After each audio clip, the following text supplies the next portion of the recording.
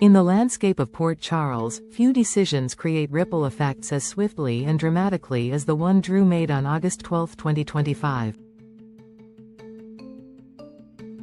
The year had already been one of hard-fought battles and personal reinvention for him, marked by moments of triumph and the occasional stumble, but this latest misstep would stand apart as the most damaging yet, not only for himself but for the fragile network of relationships surrounding him.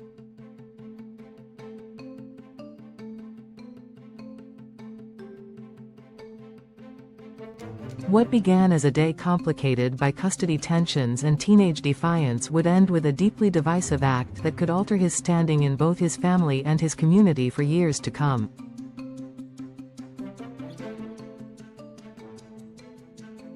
At the heart of the tension was Scout, Drew's young daughter, whose life had become the focal point of an escalating conflict. The slow unraveling of the Drillo dynamic had already set the stage for uncertainty, and Drew's recent push to relocate to Washington, D.C. added a layer of urgency to an already volatile situation. Alexis, ever perceptive, understood that such a move would tear Scout from her established life and sever the close bonds she maintained in Port Charles, particularly with her mother, Sam. With this in mind, Alexis quietly began working to keep Scout grounded in her hometown, aware that any unilateral decision by Drew could lead to legal or emotional fallout. Yet while the adults argued over custody and logistics, the children began crafting plans of their own, setting in motion events that no one fully anticipated. Danny, protective older brother and stubbornly independent, decided that Scout's future shouldn't be dictated by tense adult negotiations.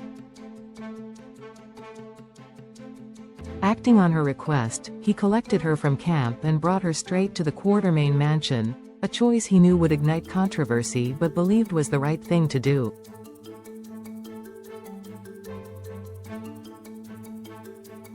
His first call afterward was to Jason, seeking not just advice but a shield against the inevitable consequences. Jason's instincts told him immediately that this was a precarious move, while Danny's intentions were pure. The act of removing Scout from her scheduled activities without permission could easily be construed as something far more serious.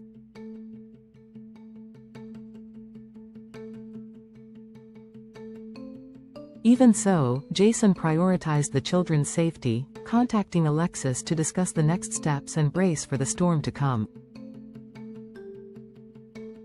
That storm arrived swiftly when the camp phoned Drew to report that Scout was missing. Panic collided with anger as Drew processed the news, and within moments, he was reaching out to Chase while driving directly to the Quartermaines. Upon arrival, his relief at seeing Scout unharmed was overshadowed by the sight of the small gathering that had formed, Jason, Alexis, and Danny all standing between him and what he viewed as an attempted undermining of his authority.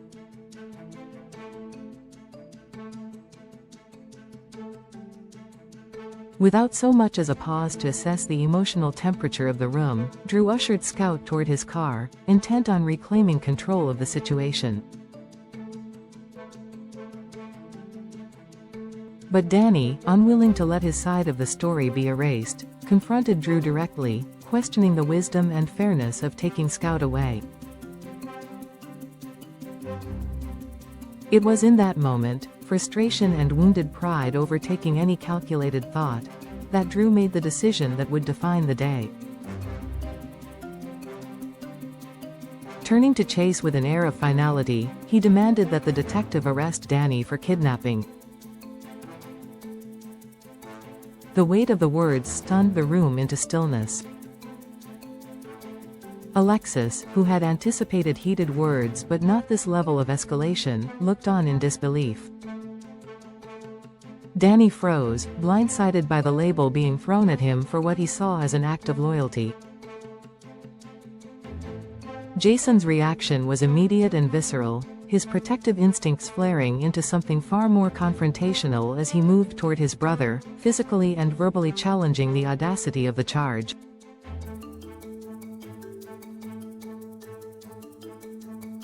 The implications of Drew's command reached far beyond the confrontation itself. In that single, emotionally charged order, he risked alienating his daughter, fracturing any trust that remained with Danny, and positioning himself as a man who would leverage the law against family in a moment of anger.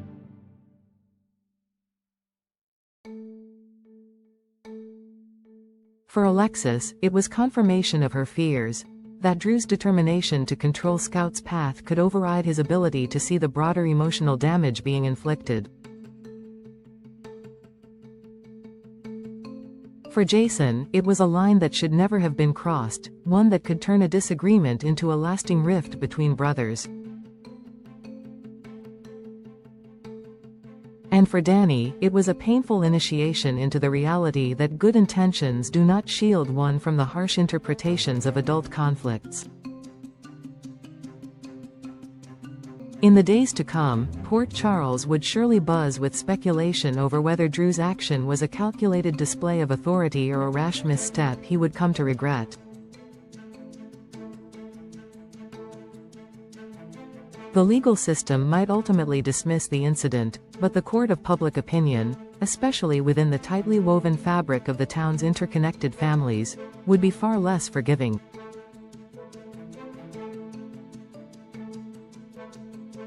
Those closest to the situation knew that the path forward would require more than legal resolutions. It would demand a reckoning of priorities, egos, and the true meaning of family loyalty.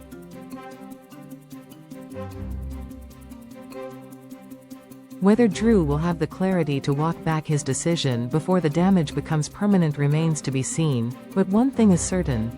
The events of August 12 have ensured that his relationships will never be quite the same.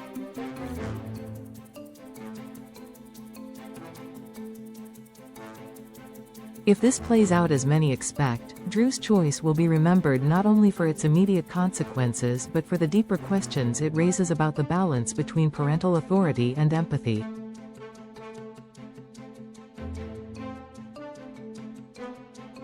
In Port Charles, such questions rarely fade quietly. They reverberate, shaping the alliances, resentments, and redemption arcs that define the lives of those who call the town home. And as the fallout begins to take shape, everyone involved will have to decide whether to let the fracture deepen or find a way, however tenuous, to bridge the divide.